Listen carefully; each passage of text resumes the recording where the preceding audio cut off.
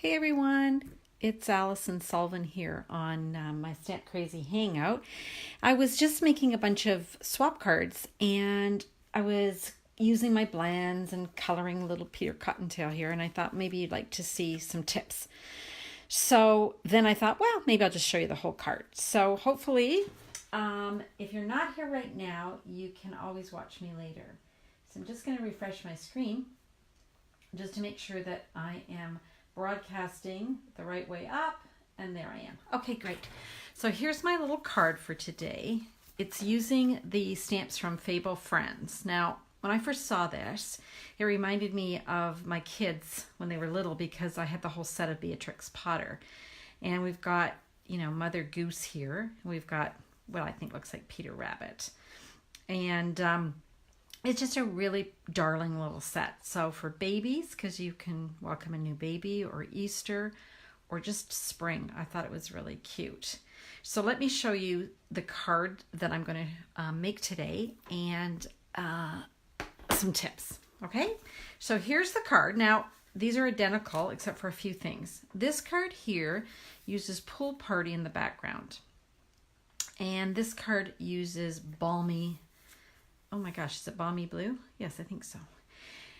This card has the Lemon Lime Twist ribbon, which kind of ties in with the gingham. And this one has that really soft polka dot ribbon. So perhaps maybe I'd use this one for a baby card and maybe this one more for a spring or Easter card. So those are two kind of options. Okay. Now the first thing I did was use the basket weave embossing folder. And this is the Balmy Blue, so I just, put my paper in here and ran it through the Big Shot, which I'm not going to do in the interest of time because there's a lot of elements I want to show you for this card.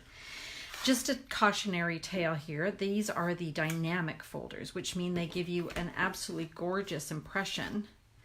However, you are only going to be using this with your cardstock inside and one clear plate, okay? Otherwise, it'll be too thick.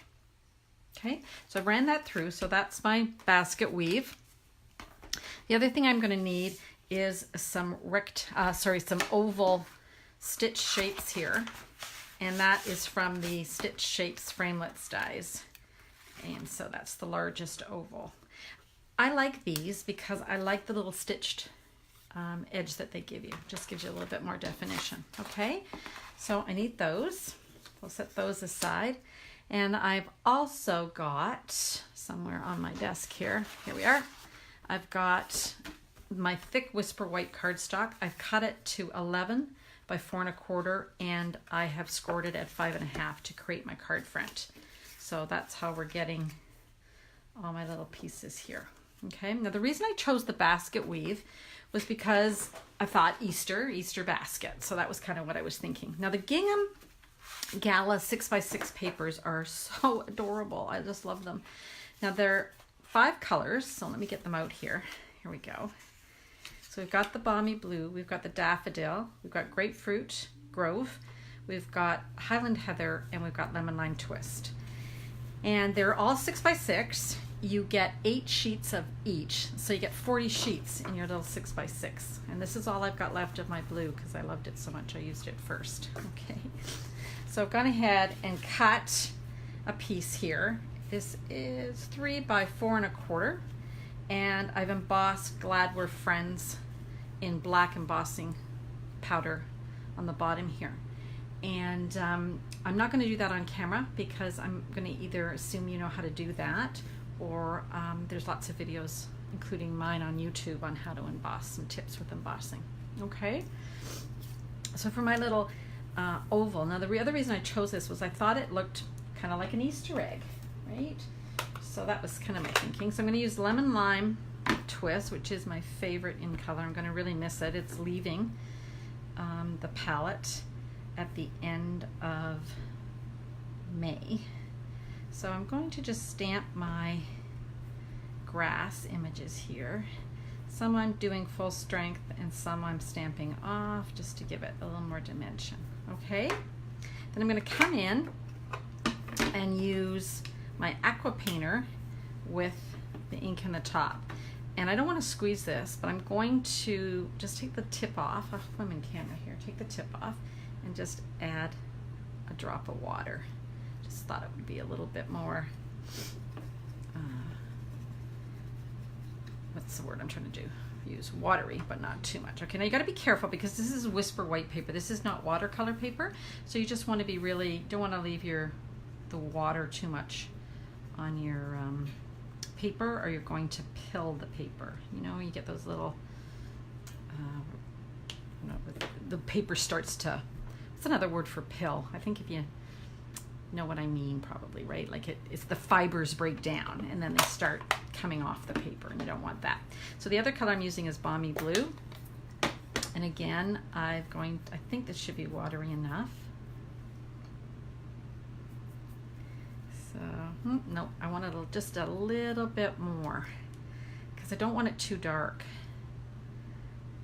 But I don't want it too wet. So it is a bit of a learning curve. And you could always cut this out of watercolor paper and then you wouldn't have to worry at all because no mistakes there. You won't be pilling any of that. And I'm just doing, as you can see, a really quick, fast wash. Okay. Just a little, not really being too picky. Okay. And I can set that aside to dry while I color my Peter Rabbit. All right, so what I've done is I've stamped Peter. Here he is. And I can't bring this closer now, but what I'll do is after I've colored, I'll bring it up closer for you, okay? So let me get my Stampin Blends. I love working with Stampin Blends. So here's what I'm going to use. I've got the light and dark crumb cake. And I've got the light and dark Balmy Blue for his jacket.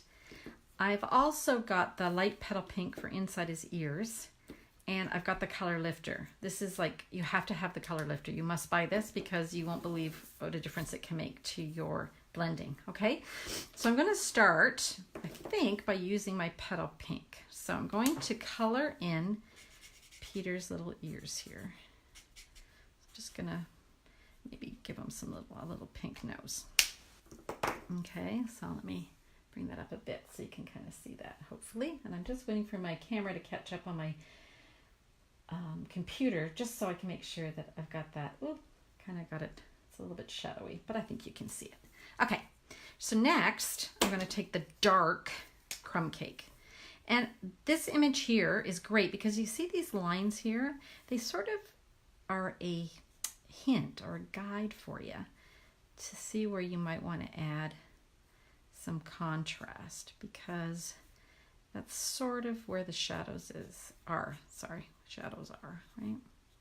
Didn't mean to color his jacket there, so just ignore that for now. Was trying to watch two things at once. That's what I love about live, right? It is what it is. So now I'm taking my light, and can you see that I'm just going all over this? I don't care about how fancy I'm coloring. I'm just going over the whole thing with my light one, and same on the bottom. This is not a huge image, so you know you can do some blending, but there's not going to be a whole lot of blending you're going to be able to do. I'm trying here to make the stomach or the tummy of my little bunny a little bit lighter, so I'm not trying to go over that too much. And same with his face. Okay, so I've got my contrast here, so that's good. And I've got a color in my little hands here, sorry. Paws, I guess he's a paw. Okay, next up, I've got my dark Balmy Blue, which I'm gonna go over my little mistake there. And just kind of adding some details. I'll do the buttons in the dark. He's not looking so great, but he will in a minute. Okay, now I'm going to go back over that in my light. You can always go and add more color. You can, and of course we can take off color, which I'm going to show you in a second. So it's a little bit easier to add color than to take it off. Okay, so he looks pretty cute, but I'm going to use my color lifter because I want to take off some of the color on his tummy. And the reason I want to do that is it just gives kind of a little shadow. I don't know what the word is. I'm not great with my words today, am I? But I want to just take a bit of the color off just to give it a little more contrast, I guess. And I'm just in the middle of his little forehead here. I'm just going to lighten him up a bit. And of course, you can always go back in and add more. So here's the one I just colored. I'm going to make sure there we go. Hopefully it's not too shadowy. And there's another one that I colored earlier. So you can see I've just taken off some of the color on his little forehead and on his tummy. Okay, isn't he cute?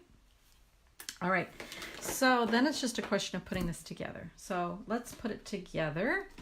I've got my Whisper White thick cardstock, and I've got my basket weave. Now you can use either side of the basket weave, but for this card I want it to actually look like the basket, so I'll make sure I've got the right.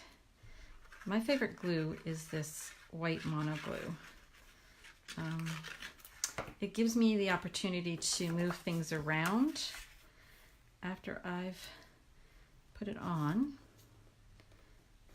but it sticks really well. And so I just sort of place it in where I want it, and then I'm going to turn it over and just give it a nice little rub. Okay. Plus on this basket weave, it gets into all those little crevices, makes it a little bit easier. So now I've got my pre-embossed gingham here, and I'm just going to put that in the middle like so. Okay, next up I've got my ribbon. I think for this one I'm going to choose Lemon Lime Twist. This is the Ombre ribbon. Ombre just means that you get that graduation of color, so we're going from dark to light on this ribbon, which I really like. So I've just gone around the middle, and I'm just going to tie it off over here, and I'm going to tie a bow on camera, so that should be interesting. So maybe talk amongst yourselves while I'm finishing up this little ribbon. Here we go. Okay, just make them a little smaller. Excellent. Then come in and snip off those ends. Now, did you see when I added my ribbon, I left my ribbon on my roll? That way I'm not wasting anything. Sometimes I find if I pre-cut something, then I kind of mess it up and cut too much or too little for my bow. So, okay. Then we're going to pop up my little oval. Now, I think I told you when I was coloring this in, I also chose it because it sort of looks like an egg, right? Sort of keeping with that Easter theme. Easter basket, gingham in the basket, little egg. And I'll just pop that down there. And then I've got Peter somewhere. Peter has literally hopped down the bunny lane. Here he is. Okay, so I'm going to put a dimension on the back of him, couple. And here's the tip, right? I think if you've followed my videos before, you know, just press your nail into the back of this dimensional, and the little paper backing will pop right off. Okay, he's so cute. I did say that I stamped him in tuxedo black, I hope, because you need to do that if you're going to use blends. Otherwise it'll run. And then I just cut him out. I fussy cut him. Okay, so there he is. Isn't he cute? So I hope you will look up and grab it back, the little Fable Friends stamp set, and I'll post some other samples from this little guy in our group at some point this week. Okay, thanks so much for watching, and happy stamping.